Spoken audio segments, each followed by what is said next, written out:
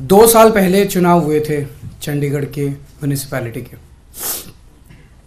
उसके आंकड़े ये हैं कि 13 हमारे काउंसलर हैं, 7 कांग्रेस के हैं, 15 इनके हैं और एक अकाली दल का है जो इनके साथ है, तो 16 इनके हैं। 13 हमारे, 7 कांग्रेस के और 16 इनके, टोटल 36 हैं। अभी तक कांग्रेस और हम अलग अलग लड़ते थे, तो 2 साल से जाहिर तौर पे 16 इनके थे, 13 हमारे थे, 7 कांग्रेस के, तो 2 साल से इन्हीं का मेयर और इन्हीं का डिप्टी मेयर बन रहा था।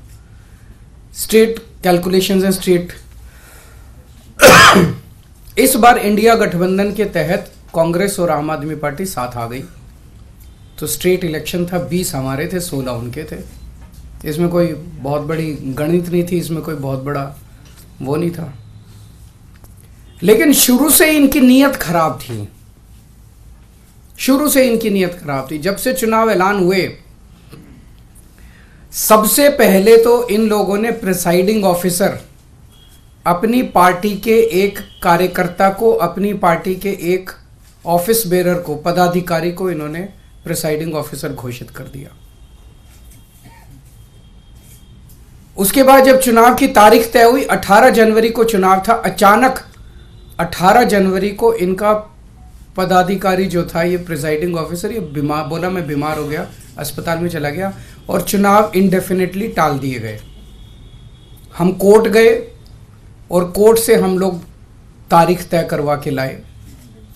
इस दौरान इन्होंने हमारे और कांग्रेस के काउंसलर्स को खरीदने की, डराने की, धमकाने की बहुत कोशिश की, जैसे कि पूरे देश भर में करते ही हैं। इनकी फितरत है, हर जगह करते हैं, लेकिन किस्मत से एक भी नहीं टूटा। और आज चुनाव हुए, चुनाव होने थे, चुनाव हुए। कोर्ट के डायरेक्शंस के बावजूद इन लोगों ने जो बदमाशी की, हम सब देखते हैं कि चुनाव तो हुआ, लेकिन जब चुनाव के वोटों की गिनती होती है, चाहे राज्य स्तर का चुनाव हो, चाहे देश का चुनाव हो, गिनती के वक्त हर पार्टी का एजेंट वहां बैठा होता है। ट्रांसपेरेंट तरीके से गिनती होती है, सबके सामने वोटों को ऐड वो किया जाता है, वोट मशीन खोली जाती है, मशीन का नंबर बताया जाता है, दिखाया जाता है। उसके बाद वोट जब उसको टोटल किया जाता है, मशीन का दिखाया जाता है भाई किस पार्टी को कितने वोट मिले, सब कुछ दिखाया जाता है। और सारी पार्टियों के एजेंट बाकायदा अच्छे से देखते हैं। यहां भी प्रोसीजर ये था, कानून में ये था कि हर पार्टी का एजेंट वहां बैठेगा और पार्टी का एजेंट को, जैसे दिल्ली में भी एमसीडी के चुनाव हुए, एमसीडी के मेयर का चुनाव हुआ, वो भी बैलेट पेपर से होता है, तो वो सारे एजेंट बैठते हैं, एक एक वोट बाकायदा सभी एजेंट्स को दिखाए जाते हैं।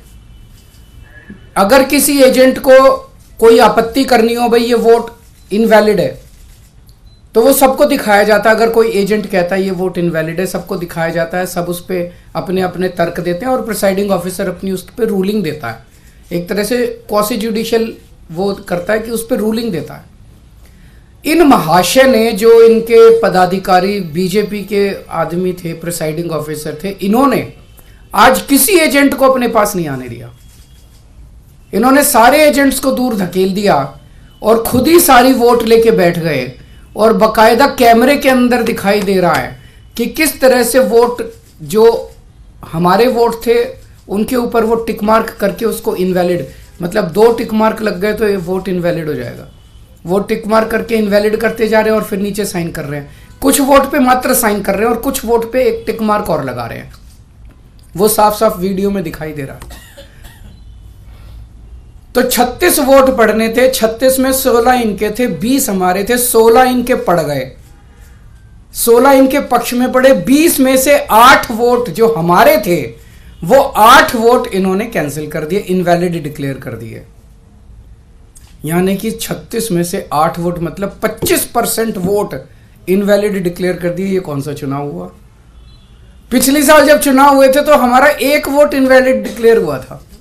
तो ऐसा तो नहीं कि हमारे वालों को वोट डालना नहीं आता, वोट तो डालना आता है। पिछली बार भी डाला था, इस बार भी डाला है।